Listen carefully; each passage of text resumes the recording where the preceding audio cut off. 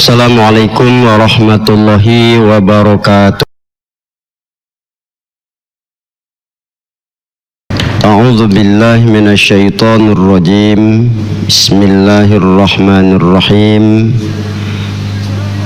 Qala rabbukum ud'uni astajib lakum. Hamdan wa syukran lillah. Wassalatu wassalamu ala rasulillah man la nabiyya ba'dah. Allahumma salli ala Muhammad wa ala alihi wa ashabihi ajma'in. Amma ba'du, Bapak Ibu, orang-orang tua saya yang saya muliakan, hadirin dan hadirat yang berbahagia dan yang dirahmati Allah, gitu juga kaum muslimin dan muslimat, para pendengar dimanapun berada.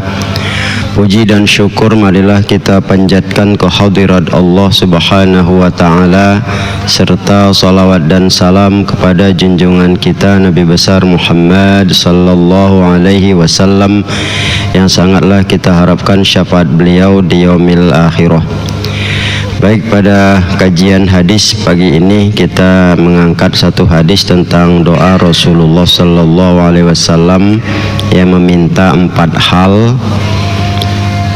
Adapun hadis itu disanadkan dari Abdullah bin Mas'ud an Abdullah bin Mas'ud radhiyallahu anna Nabiy sallallahu alaihi wasallam yaqulu, dari Abdullah bin Mas'ud, Allah meridhoinya, bahwa sesungguhnya Rasulullah sallallahu alaihi wasallam, ya, beliau berkata dalam satu doanya itu, Allahumma inni as'alukal huda wat tuqa wal afafa wal ghina.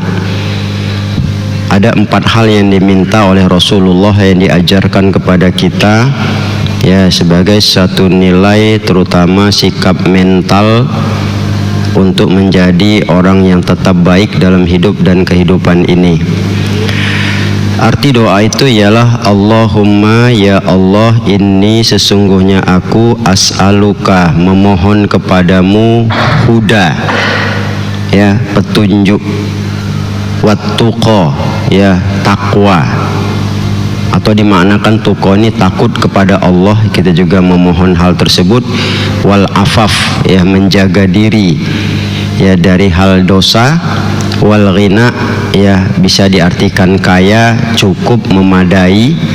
Ini yang diajarkan Rasul, kita memintanya. Yang pertama adalah huda, petunjuk.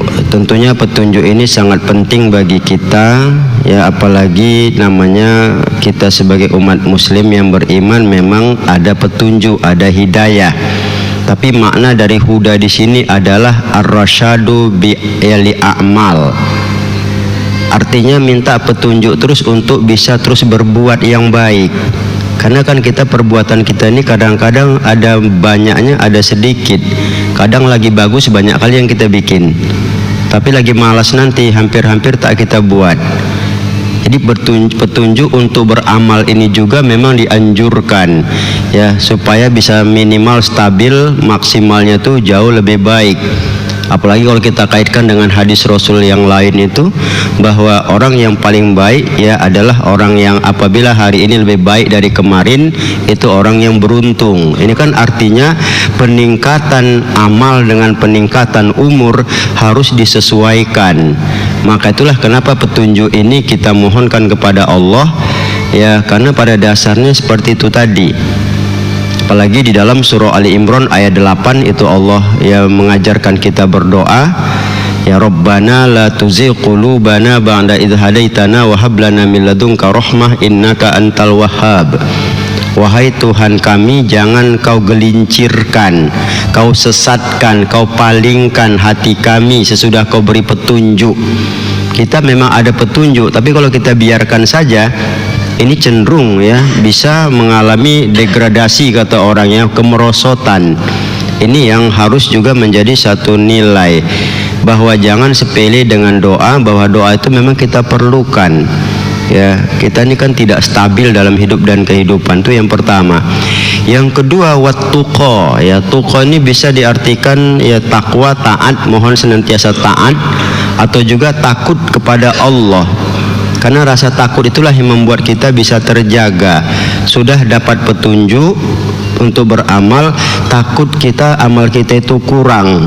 Takut kita kalau kita berhenti. Ya, dengan berbagai macam godaan yang ada, ini yang perlu juga kita mohon kepada Allah. Maka itulah nilai doa ini ya pada dasarnya sekali lagi sangat berperan sekali, paling tidak mengingatkan kita, yang kedua paling menjadikan kita untuk ingat Allah dan memohon pada Allah yang menyinari hati kita dengan ketaatan dan rasa takut itu. Karena orang kalau sudah tidak ada rasa takutnya sama Allah, itulah yang ya terserah aja apa mau dibikin, dunia macam dia punya aja.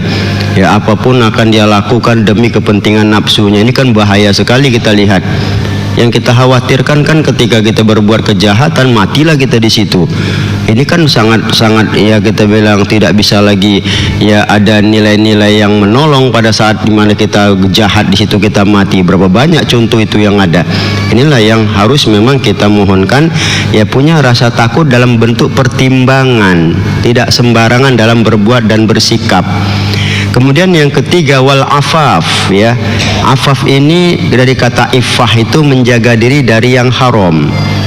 Di dalam kitab Riyadhus Shalihin itu disarahkan afaf ini adalah bersih ya dari apa yang tidak dibolehkan dan menjaga dari dosa-dosa. Jadi orang yang iffah ini ya, afaf ini seperti itu dia.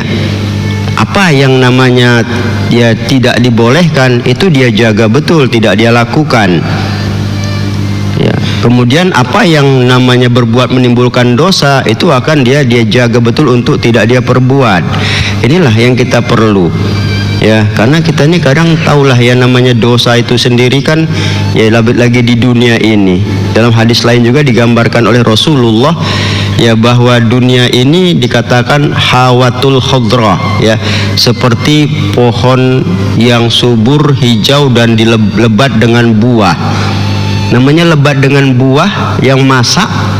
Siapa yang tidak suka coba? Kita lah masuk ke dalam kebun rambutan merah semuanya berjulur jatuh ke bawah. Nengoknya aja udah selera, dekat mau melompat aja ngambil rambutan itu kan, belum minta izin dan sebagainya. Itu kan kecenderungan seperti itu bisa. Ya. Ini kan bisa saja kita bilang udah minta izin belum? Udah nantilah minta izinnya, yang penting bikin dulu lah. Akan kadang-kadang cenderung seperti itu. Nah, jadi afaf ini tidak mau, dia tunggu dulu. Ya tengok dulu ini salah nggak akan dia bikin. Nah inilah orang iffah itu, dia menjaga betul dirinya dari hal-hal yang tidak dibolehkan, dia bersih dari hal itu dan dia jaga dari dosa. Ini kita perlu karena pada dasarnya resiko kehidupan akhirat kita ya dosa itulah yang ya menghalangi kita untuk cepat dihisab, ya lama jumpa sama Allah dan sebagainya, itu yang bakal terjadi dia. Maka itu ya afaf ini ya iffah ini sekali lagi memang perlu bagi kita untuk kebersihan diri kita dalam sikap-sikap hidup yang salah. Nah kemudian baru yang terakhir diminta wal ghina ya. Ghina ini bisa ditekan kaya ya, cukup, memadai ya, karena memang itulah gambaran yang diinginkan dalam hidup kita itu. Orang yang kaya itu bukan sekedar hartanya banyak saja, tapi mentalnya juga. Maka ada satu riwayat lain juga diungkapkan ya, bukan dikatakan kaya itu orang yang memiliki banyak harta ya, tapi orang yang kaya itu bisa merasa cukup. Dia itu ya sebenarnya paling indah. Dan banyak pendapat-pendapat para sahabat seperti Ali bin Abi Thalib, Abu Bakar Siddiq itu menggambarkan kaya itu bukan bergelimangan harta, tapi kaya itu bagaimana bisa mensikapi cukup apa yang diberikan. Makanya orang miskin pun kalau dia mampu mensikapi cukup, dialah orang yang paling kaya. Nah ini yang kalau kita lihat, kita kan keliru. Ya kaya itu banyak harta bendanya, tapi utang melimpah ruah juga, sama aja beban kan itu. Ya nilai beban juga dalam hidup itu tidak wajar ya. Apalagi seperti kita kadang tengok sebelah tetangga rumahnya besar, pengen besar juga. Apa yang dibikin ya supaya orang mengatakan kita wah, itu keliru besar ya, itu sangat-sangat keliru di dalam sikap hidup. Makanya doa Rasulullah ini ya riwayat Muslim sangat indah untuk kita sikapi dalam kehidupan, sehingga tidak terlalu banyak tuntutan tapi banyak amal perbuatan yang baik. Tidak terlalu banyak tekanan, tapi kenikmatan dalam beribadah itu yang sangat kita inginkan. Tidak banyak kita bilang hal yang kita dapatkan ataupun kita inginkan secara mendasar, tapi kita bisa memperoleh ketenangan. Inilah ya doa ini yang sangat indah untuk bisa kita mohon kepada Allah, dan kita minta supaya selain kita meminta, Allah juga menghiasi dengan nilai-nilai dari isi doa tersebut.